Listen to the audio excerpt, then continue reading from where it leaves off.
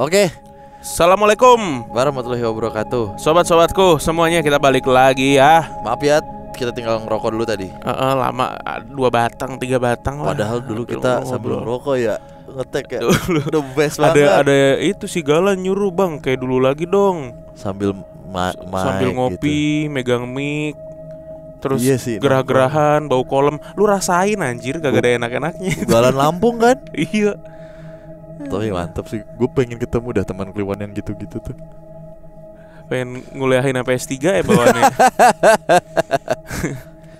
Oke deh. Yuk, kita baca cerita dari teman Kliwon lagi ya. Kan gue nanya Om Manto, Om jadi ke rumah, udah di rumah. Lah di mana dia? Gue tuh di belakang ya. Nemplok Gitu. Halo. Dari plafon. Gitu aja. Jadi Slenderman Om Manto. Aneh banget emang. Dia mau beresin apa luar? Enggak kan, gue tinggal nanti ini kan buat preparation ceritanya ya. Oke. Wah, ini terkenal banget bro. Ini terkenal banget rumah ini. Sumpah ya, ini bakal jadi judul yang menarik juga. Rumah ini sangat maksudnya wilayah ini sangat terkenal. Ada beberapa yang coba nge-share atau coba request ngulik tempat ini. Gua baca-baca, tapi itu cerita orang yang ada 1-2 yang sama aja. Oh, template. Ceritanya template. Di YouTube gua lupa pernah ngangkat nggak tentang sisi horornya. Ternyata ada. Rumah bekas klinik aborsi. Wah. Nah, ini dia nih.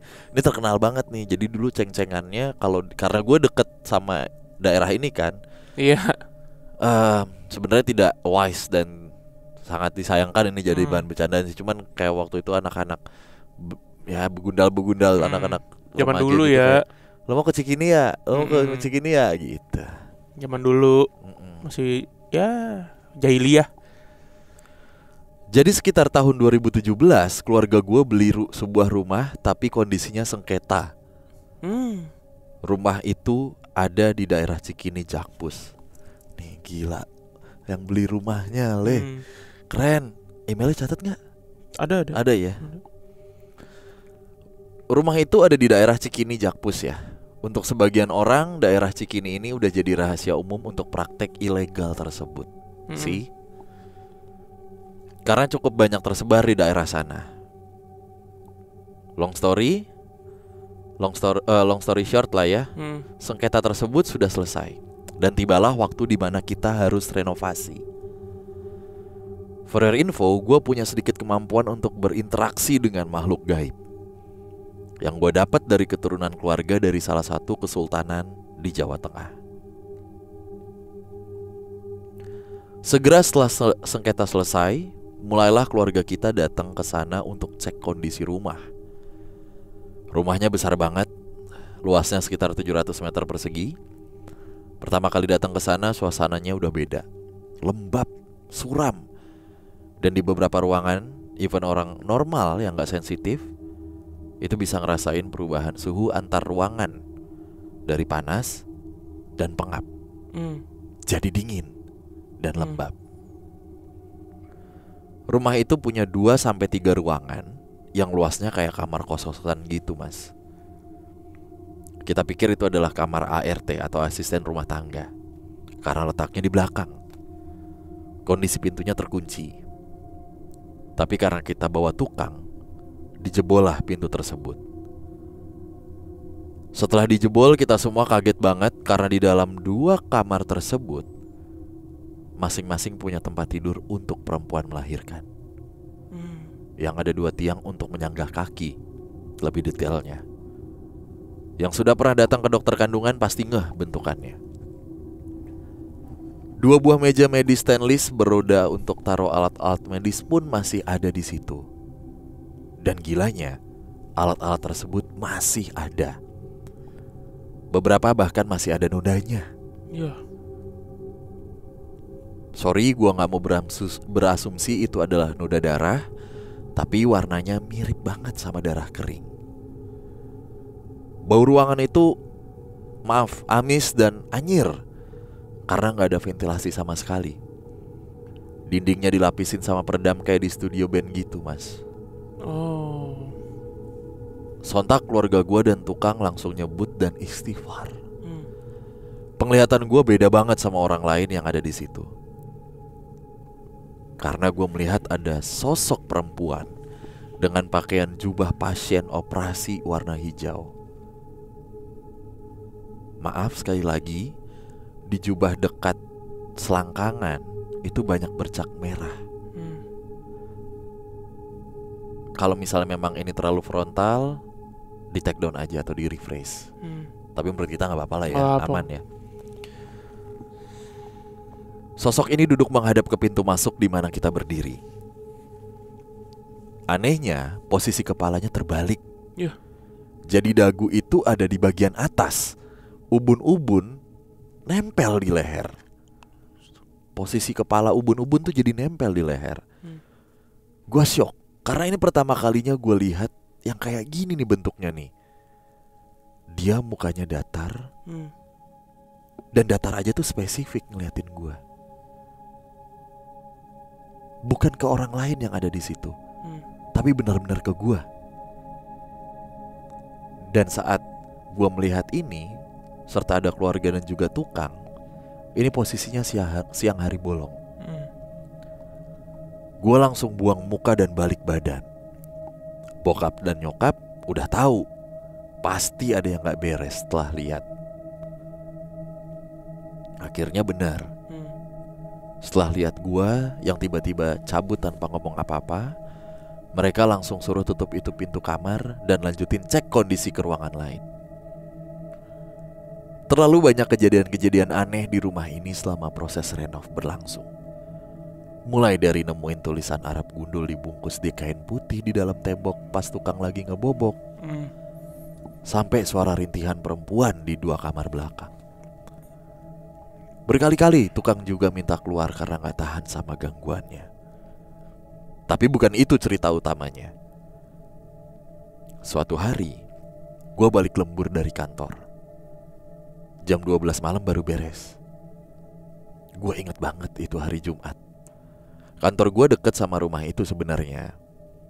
Jadilah gue putusin untuk pulang dan nginep ke situ. Kata bokap, di depan ada kamar bisa buat tidur. Waktu itu gue agak takut balik malam, soalnya lagi musim-musimnya begal. Kondisi rumah udah 50% lah direnovasi. Ruangan-ruangan yang gak kita pakai udah dijebol untuk dibuat denah baru, termasuk 2 kamar operasi di belakang tadi. Gue sampai di rumah itu sekitar jam 12.45 malam. Rumah itu ditungguin sama 3 orang. Ada 1 mandor plus 2 kenek. Mereka bisa tidur di ruang tamu persis di sebelah kamar yang akan gue tempatin. Basa-basi sebentar sama tukang, akhirnya gue masuk kamar. Sekitar jam 2an gue masih belum tidur tuh. Masih main game. Soalnya besoknya libur kebetulan. Di luar gue udah denger suara ngoroknya para tukang saut-sautan. Biasalah, kayak motor 2 tak balapan lah. Gitu tipikal kalau tukang sama kenek tidur kan. Itu saut-sautan. Oke, gak lama gue denger pintu depan kebanting kenceng banget. Gue sempat diem dulu tuh. Ada kali 2 menitan. Mencoba diem aja. Terus gue inisiatif, gue tengok dari jendela ke arah pagar, tapi gak ada siapa-siapa. Dan suara ngorok tadi sempat hilang. Tapi gak lama ada lagi. Ya gue berasumsi, oh ini angin kali ya. Wajar kan kalau rumah lagi direnov belum ada kunci atau ya gitulah. Karena biasanya cuma pakai ganjelan kayu aja. Iya. Gak tahu kenapa, tiba-tiba suasana langsung beda. Beda aja gitu rasanya. Gue langsung notice ini kayaknya ada yang mau kenalan nih sama gue. Tapi guanya gak mau katanya. Akhirnya gue nyalain radio, nyari channel AM yang suka murotal Quran tuh. Semalam suntuk, biasanya ada tuh di channel AM. Awalnya suaranya tuh jernih, tapi lama-lama kayak kresek-kresek gitu. Di tengah lagi, Pas lagi di tengah-tengah suara ngaji nih, ini posisinya masih kresek-kresek nih. Tiba-tiba ada yang ngomong lewat radio pakai bahasa Jawa. Kowe sopo? Iya. Suaranya berat. Dan gue yakin nih kayak laki-laki, nadanya ngebentak. Akhirnya gue tahu mereka mau komunikasi. Dan akhirnya ya udah, gue jawab dalam hati. Aku sing duwe omah iki. Kowe karo aku beda alam. Ojo ganggu-ganggu. Kok tak pitas ndasmu. Terus suara radio balik lagi jadi jernih. Suara murut Al-Quran terdengar jelas lagi. Oke, gue pikir udah beres nih. Anjing, merinding gue. Gue pikir udah selesai. Tiba-tiba radio balik lagi kresek-kresek nih. Kali ini yang kedengaran suara perempuan. Halus tapi agak melengking. Cah bagus. Nuwun sewu nggih. Mbok nyetel suaraku yo aja banter-banter. Panas cah bagus. Gitu. Artinya kira-kira gini. Anak ganteng, maaf ya. Tuh tolong nyetel suaranya tuh jangan kenceng-kenceng dong. Panas nih ganteng, gitulah intinya. Suara ketawanya tuh bikin gue merinding bang. Sama, gue juga lagi cerita, lagi bacain jadi merinding nih. Sedikit banyak gue paham kalau kita hidup harus saling menghargai. Memang. Akhirnya gue coba kecilin sedikit lah radionya.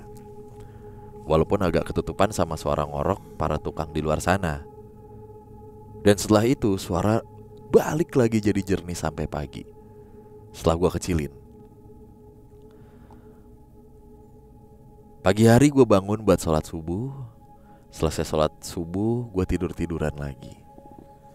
6:30 pagi gue baru keluar kamar.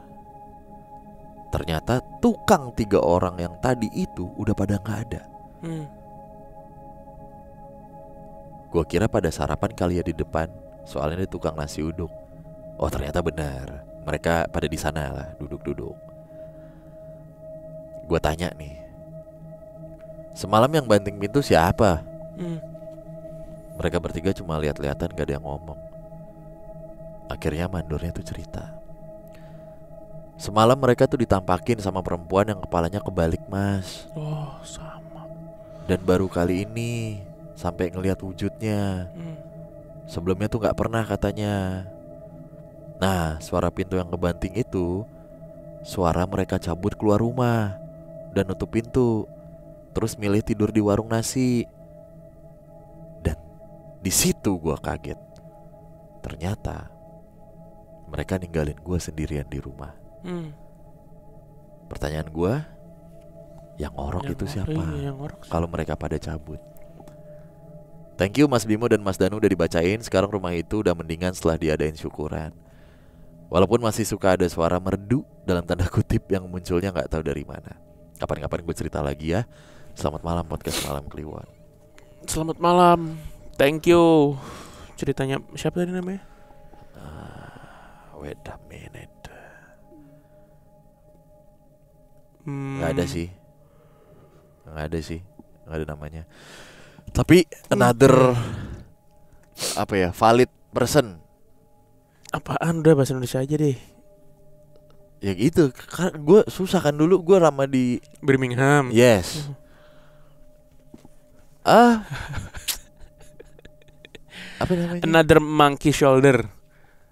Tuh. Udah habis. Udah habis. Ini kita mau bilang seneng dan terima kasih juga kayaknya nggak elok sih.